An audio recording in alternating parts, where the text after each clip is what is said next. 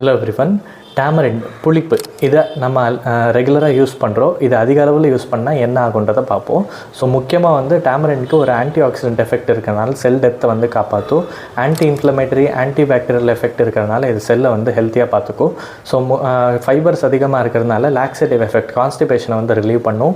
அப்படியே இதை vitamin C magnesium potassium அதிகமாக இருக்கிறதுனால immunity sell health hair and ஸ்கின்னுக்கு ரொம்ப நல்லது. இந்த ஒரு டைஜஸ்டிவ் எய்டாக கூட யூஸ் பண்ணிக்கலாம். அதனால் டைஜஷனை இம்ப்ரூவ் பண்ணும், வெயிட் லாஸை கூட கண்ட்ரோல் பண்ணும், வெயிட் லாஸுக்கு கூட ஹெல்ப் பண்ணும்.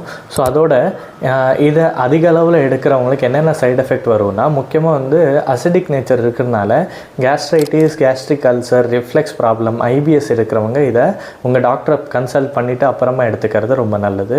பிளட் தின்னர்ஸ் எடுக்கிறவங்க, டயபெட்டிஸ் மாத்திரை, இவங்க எல்லாம் வந்து உங்கள் டாக்டரை கன்சல்ட் பண்ணிக்கோங்க. அப்படியே வந்து ப்ரெக்னென்ட் உமன் அண்ட் லாக்டேட்டிவ் உமன் கூட உங்கள் டாக்டரை கன்சல்ட் பண்ணிவிட்டு எடுக்கிறது ரொம்ப நல்லது. தேங்க்யூ.